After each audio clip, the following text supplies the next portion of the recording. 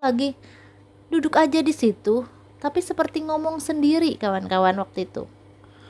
Di tempat yang sama, di tempat duduk yang sama ditemui sama teman-temannya. Tapi dia seperti ngomong sendiri aja gitu.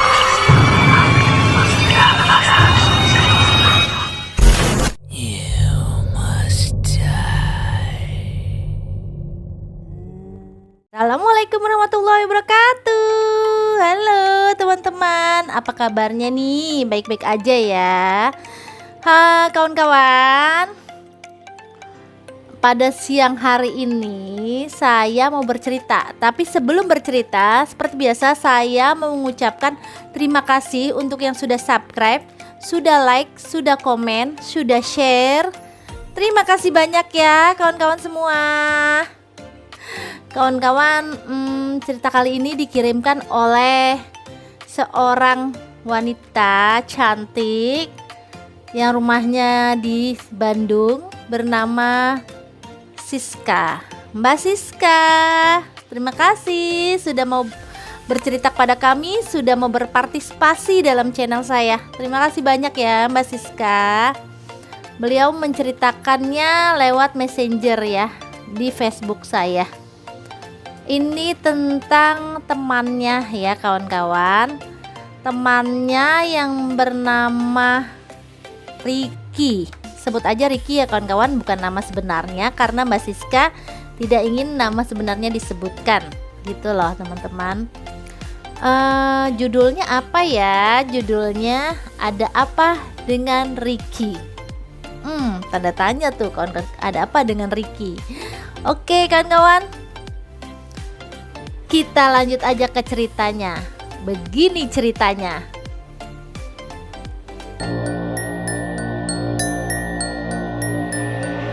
Cerita ini berawal dengan Mbak Siska yang sering nongkrong gitu kalau malam minggu dengan kawan-kawannya. Kawannya itu ada 5 orang ya kawan-kawan. Ada Mbak Siska sendiri, ada temennya si A, kemudian ada temannya lagi si B, si C, dan si Ricky ini ya. Jadi Ricky B, C itu adalah cowok, yang 2 ini cewek, Mbak Siska dan si A itu cewek. Nah biasanya mereka nih ya nongkrong-nongkrong aja gitu ya di tempat nongkrongan mereka, yaitu sebuah kafe kawan-kawan, kafe kopi gitu kan, tahu kan lah ya yang anak-anak sekarang. Nah Mas Ricky waktu itu rumahnya agak jauh, jadi beliau itu selalu naik motor nih ke tempat tongkrongan mereka. Nah Mbak Siska tinggal jalan kaki aja ya, deket katanya, keluar gang juga udah ada tuh kafe. Begitu juga dengan si A. Nah yang cowok-cowok 3 ini agak jauh, mereka selalu naik motor gitu loh kawan-kawan. Pada malam minggu ini, nah mereka nih nongkrong nih kawan-kawan. Mas Ricky ini yang paling terakhir nih datang. Terus Mas Ricky, sorry kawan-kawan ya semua ya, katanya. Maaf, kata si Ricky, gue terlambat nih. Kenapa Ricky? Katanya Mbak Siska. Gini loh sis, katanya motor gue mogok mulu. Aduh, katanya kasihan amat lu. Ganti kenapa? Kata si Siska ngeledekin kan, ngeledekin temennya. Kata Ricky, ya pengen sih, duitnya belum ada, kata dia. Oh ya udah deh, kata Siska. Mereka asik nih ngobrol-ngobrol nih kawan-kawan. Ngobrol di kafe itu kira-kira jam 2 pagi tuh kawan-kawan ya. Kafenya memang 24 jam, kafe kopi ini. Jadi ya mereka sampai pagi tuh jam 2 juga udah masih rame lah ya sekitaran situ. Tempat tinggal Mbak Siska ini terdapat di istilahnya kotanya ya, kota gitu. Di kota tuh banyak ya, rame lah ya lalu lalang mobil, namanya di pusat kota gitu kan. Akhirnya mereka memutuskan untuk pulang nih kan udah malam kan, malam minggunya udah selesai, itu istilahnya udah masuk ke hari minggu kan, istilahnya jam 2 loh kawan-kawan mereka nongkrong. Pulanglah mereka, si A Mbak Siska bareng mereka pulang tuh, jalan kaki, orang deket rumahnya. Si A sama si B naik motor masing-masing, begitu juga Mas Ricky, mereka pulang. Nah udah begitu abis pulang mereka tidur ya di rumah masing-masing. Kemudian pagi-pagi itu pukul 8 pagi Mbak Siska menerima teleponnya itu dari orang tua Ricky. Siska karena mereka ini udah deket lama ya dari zaman sekolah, jadi orang tuanya pun udah kenal sama Mbak Siska gitu, ngomong, Siska, Ricky kemana ya? Katanya kok belum pulang, kata bapaknya seperti itu. Mbak Siska kaget dong, hah? Udah pulang pak, tadi jam 2 naik motor gitu. Belum, sampai sekarang belum pulang, katanya bapaknya. Waduh, Siska kalang kabut. Oh iya pak, nanti saya minta tolong teman-teman deh buat nyariin juga gitu kan. Akhirnya Siska dan yang lainnya tuh ya, Siska, si A, si B, si C tuh ya, berempat nyari deh tuh, nyari Mas Ricky. Nah, Mas Ricky ini akhirnya ditemukan kawan-kawan. Temukan dalam keadaan linglung gitu, kayak orang bingung lah ya kawan-kawan, di sebuah taman kota ya kawan-kawan waktu. Terus Mbak Siska bilang, itu si Ricky tuh motornya gitu kan. Terus temennya juga lihat tuh Ricky tuh lagi tiduran. Ngapain dia tiduran di situ sih, katanya bukan pulang. Kan semalam nggak mabok juga, malahan minum kopi. Kata masa minum kopi ngantuk, katanya temennya gitu. Datanglah Mbak Siska, Ricky bangun Rick gitu. Ricky kaget dong, kok pada ngumpul di sini gitu kan si Ricky. Yang lu lah pada lu, gimana kita nggak pada ngumpul, katanya lu tuh dicariin sama bapak lu, nelponin mulu. Hah, masa bapak gue nelponin gitu? Iya, lu ngapain di sini gitu? Ngapain ya gue ya, katanya. Gue juga lupa sih, kata dia. Aduh ampun, kata teman-temannya, ngapain bengong-bengong di sini? Udah sekarang ayo pulang.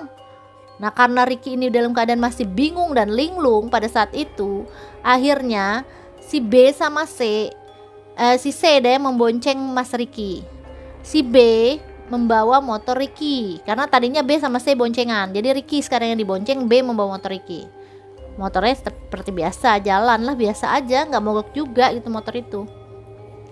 Jalanlah sampai rumah Mas Ricky dan kembali pulang ya, orang tuanya juga tenang gitu kan.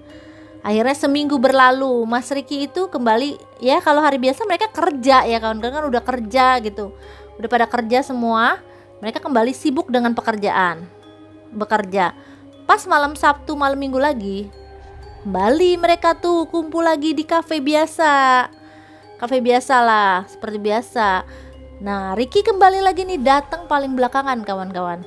Teman-temannya bilang, ya ampun Rick, lu tuh kalau datang udah jam 11 malam baru datang, katanya. Yang bener aja lu, bisa-bisa kita sampai jam 2 lagi, katanya si Siska gitu kan. Terus kata si temen yang satu lagi yang cewek juga, si A bilang gini, ya nih Ricky lu gila deh, ngapain aja sih, nggak ngapa-ngapain, katanya. Udah yuk katanya. Ngobrol lah mereka, ngopi lah ya. Di angka jam 1 malam akhirnya Mas Ricky itu pamit duluan pulang. Jadi dia pulang duluan nih kawan-kawan ya. Di antara temannya tetap ngobrol di situ. Ngobrol ya. Nah, di jam 2 lewat itu tiba-tiba bapaknya Ricky nelfon. Bilang, Siska, kok katanya Ricky nggak bisa dihubungi ya? Di situ nggak? Kalau di situ tolong dong, katanya suruh pulang gitu.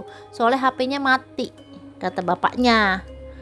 Lah, si Siska ini kaget dong kawan-kawan, sedangkan dia udah pulang duluan dari jam 1 gitu kan.